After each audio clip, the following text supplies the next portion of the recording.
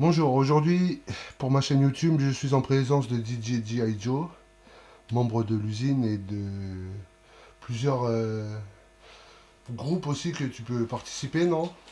Je te laisse te présenter en quelques mots pour pas faire d'erreur. Non, t'inquiète. Ouais, bah l'usine, ça c'est sûr et certain, un des 6 membres de l'usine, 4 MC de DJ. Après, il y a pas mal de collectifs ou d'artistes avec qui je roule dans plusieurs univers.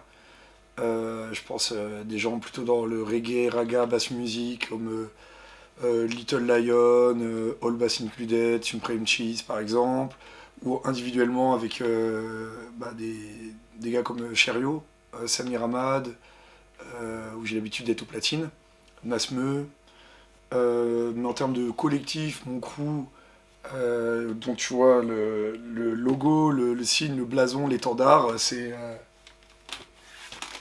l'usine avec un Z. C'est votre dernier projet, ça? Ça c'est le dernier, ouais. La 26e lettre, sortie le 19 mai dernier, donc dont on est très fier. Il y a un seul featuring, et c'est un featuring important, c'est Onyx, que j'écoutais beaucoup au Discman, au collège, au lycée. Hein. Si je fouille là, il faudrait pas très longtemps pour tomber sur des vinyles de Onyx. Là ou là, ça c'est l'East Coast. Donc South Jamaica Queen, c'est là que ça se trouve. Et puis voilà, j'ai mis les scratchs sur quelques morceaux. Euh, du boom bap comme on n'en voit pas non plus souvent en 2023, donc très très content. Très content. Ok, ok. Ok, après, commencer par tes débuts. Mhm. Comment et depuis combien de temps es-tu DJ en fait? DJ, je dirais peut-être 13 ans, plus ou 13 moins ans. 13 ans. J'ai commencé en début de vingtaine, donc c'est assez tard en fait, parce qu'avant moi j'étais un auditeur. Vraiment, j'étais un gros fan de hip-hop. J'allais beaucoup à des concerts, je kiffais. Je pensais même pas que j'allais être DJ en fait. J'avais des potes quand même qui étaient investis dans le milieu, et en fait, un de mes meilleurs potes, surtout, Aurel, donc on se dédicace à Aurel, a eu des platines, des MK2. Moi j'étais tout le temps avec lui, ce qui fait que on faisait des nuits blanches sur les platines. Donc c'était une évidence en fait. Donc il m'a accompagné acheter mes propres platines, qui sont les SL1210 qu'il y a là, donc toujours les mêmes. Et depuis, donc ils m'ont pas quitté. Et Aurel scratchait d'ailleurs donc il avait un peu plus d'expérience que moi, vu qu'il avait commencé un petit peu avant. Il scratchait en hamster, donc en inversé. Ce qui fait que moi-même, j'ai cette technique, puisqu'on a appris ensemble. Et donc ouais, ça va bien faire 13 ans. 13 ans que je fais un peu sérieusement. D'accord, ok. Quelles ont été tes influences? Bah au début, enfin toujours, rap américain années 90, East Coast, West Coast principalement, des mecs comme Buck Wild, Easy Moby, Nick Wiz, Eric Sermon tout en haut de la chaîne des producteurs, Redman, tout le Def Squad en fait, Hit Squad aussi, Das FX, ça a beaucoup des trucs comme ça, et toute la vibe funk de New Jersey, donc euh, Redman bien sûr, Lord of the Underground, Artifact, qui est où elle, Da Sensei bien solo là, Rest in Peace TM1 et DJ Chaos. Euh, Aussi beaucoup tout ce qui était funk, enfin West Coast déjà, toute la G-Funk, genre aussi bien de Auckland, Dangerous Crew, Drew Down, N-Banks, etc. Et donc DJ Quick, Compton, machin, mais aussi toute la Left Coast, donc Hieroglyphics, Del the Funky Homo Sapien, énormément, Soul of Michel, voilà, tout ça, tout ce qui était un peu West Coast parallèle, vraiment Del the Funky Homo Sapien, très très haut dans la liste, le cousin de Ice Cube. Et après, plus tard, le rap français, enfin plus tard en troisième, mais ça fait quand même plus tard. Genre, le MC qui m'a fait écouter du rap français, c'est Salif, l'album que je me suis pris dans la tête. Donc, moi j'avais 13 ans au moment où c'est sorti en 2001, j'étais 88, donc c'était tous ensemble, chacun pour soi. Ça, c'est l'album. À partir de là, il y avait. Voilà, j'ai vraiment écouté aussi du rap français. Donc après, Arsenic, Deux balles de nègre, le 3 fois plus efficace, beaucoup, beaucoup saigné. La Scred, la Clica, conçu pour durer. En quinri aussi, Bootcamp Click à mort. Donc Sean Price beaucoup, mais j'étais très très très Rockness Monsta, OGC bien sûr, Alta Skelta, enfin Smith Wesson, etc.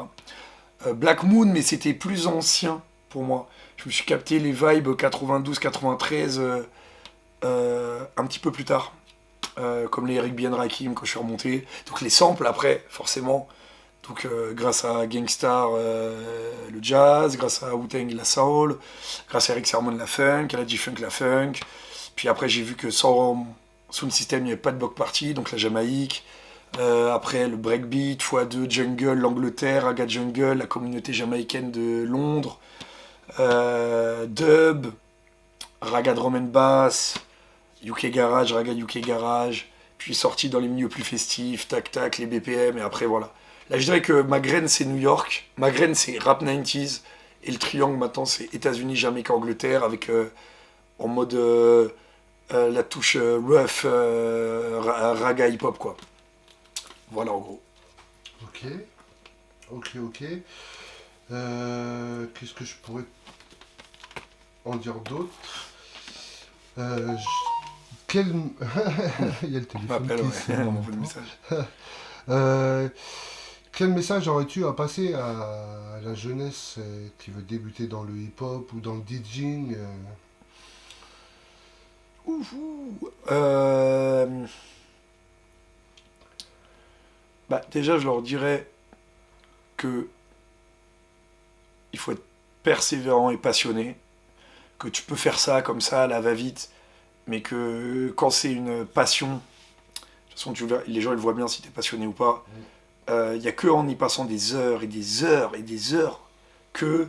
Parce que c'est de la souffrance, je vais mettre en silencieux. Oui, il n'y a pas de souci.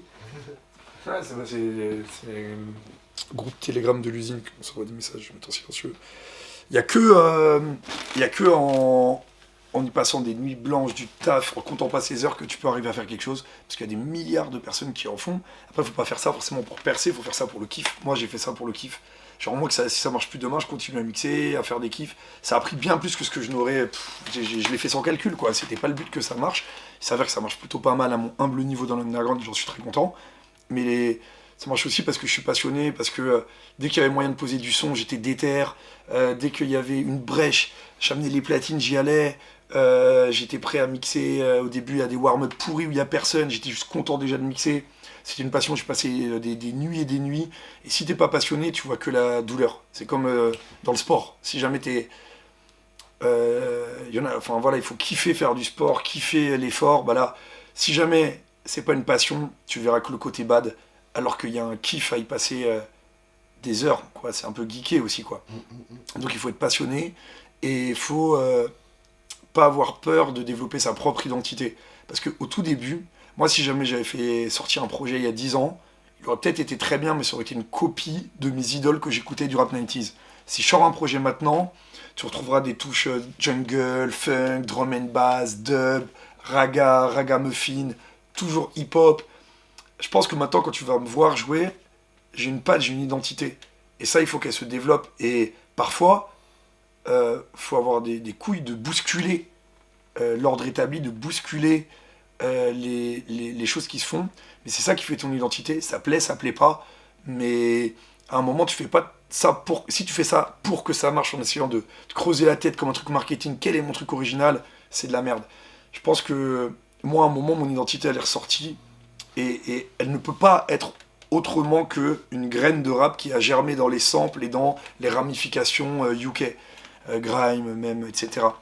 Donc à un moment tu trouves ta vibe et t'imposes ton style et t'es persévérant. Donc voilà, c'est ça le message que je donnerais à la jeunesse, de ne pas lâcher, de le faire et c'est beau d'affirmer son identité là-dedans. Et le rap, il y a plein de disciplines, il y a plein de genres d'éthers, tu peux faire du DJing, du rap, du beatmaking et tu trouveras ton identité avec des gens qui partagent cette identité. Et si jamais tu es bon et passionné et que tu le fais sérieusement et en respectant l'art, il n'y a pas de raison que tu trouves pas au moins la niche où tu vas faire ton truc, quoi. D'accord, ok. Tu parlais de projets tout à l'heure. En as-tu sorti individuellement, tout seul, des projets? Alors là, je suis sur plusieurs projets mentalement. D'accord. Je me mets très sérieusement à faire des prods depuis le Covid et ça commence à sonner. J'ai la chance d'être très bien entouré, que ce soit avec l'usine, avec mon gars Mougalou qui a fait la prod de L'Or, qui est un ami de très longue date, depuis plus de 15 ans. Donc Inch, Altarba, il y a des gens à qui je peux poser des questions. Et ça commence à sonner. En fait, moi j'ai pas envie. J'ai pas mal de contacts, mais j'ai pas envie de. D'aller trop vite. Ouais, pourquoi pas. Enfin, j'ai envie de faire les choses bien. Déjà, musicalement, je sais C'est comment bien, ça doit sonner mentalement pour moi et j'en suis pas encore là, même si les gens me disent c'est pas mal, c'est bien.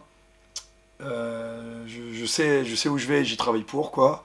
Et j'ai pas envie d'être juste un metteur en relation. En fait, j'ai aucun problème avec ceux qui font ça, ils nous ont pondu des magnifiques projets que je respecte, mais j'ai pas envie de contacter des beatmakers et des rappeurs, de faire poser des beatmakers des rappeurs sur des prods. Je sais que je pourrais faire sûrement un super truc, mais moi j'ai envie de faire mes prods et d'inviter des gens dessus et de fusionner les différents univers que j'ai pu rencontrer.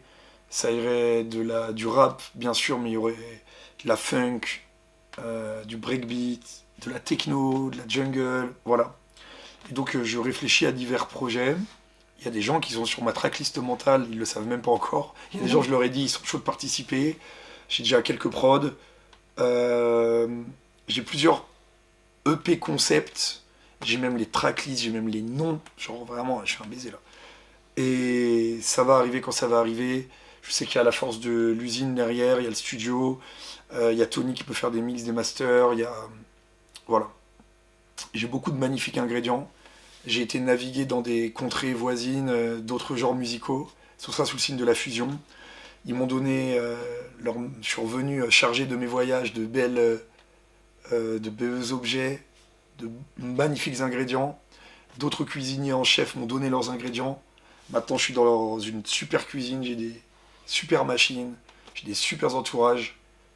Il faut juste que je me mette à cuisiner. Il faut juste que j'apprenne techniquement à maîtriser certains logiciels. Genre là, j'ai des bons objets, tu vois. Il faut que je vois comment marche le four, comment marche la poêle. Quand je serai tout en phase avec tout, là, ça va. Il y a des beaux projets qui vont arriver. J'espère sortir le premier d'ici 2 ans. D'accord. C'est un bon temps Pour faire les choses faire bien, pour quelque maturer le chose bien truc. et carré, quoi. Ouais, ouais. Mentalement, ça y est, et j'ai déjà quelques prods, j'ai déjà. Enfin, ça avance. D'accord, ok. Lentement, mais sûrement. Je suis sûr que ça va le faire. Bon, je suis sûr aussi. Tout est une question de temps, de timing, d'alignement des astres. Aussi. Dernière question, pourrais-tu T'en te prie. décrire en un mot?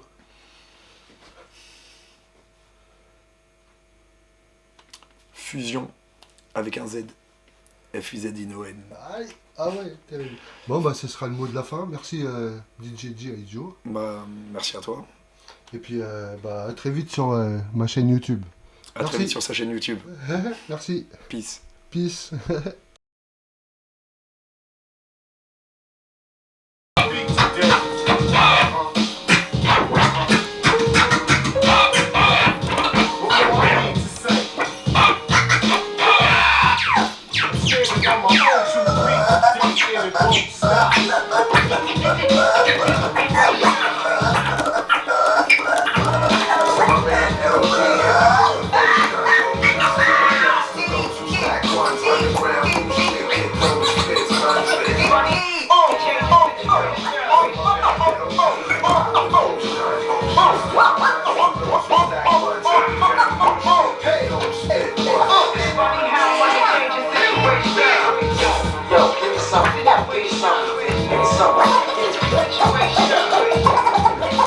Give me something, damn it. Give me something. Give me something.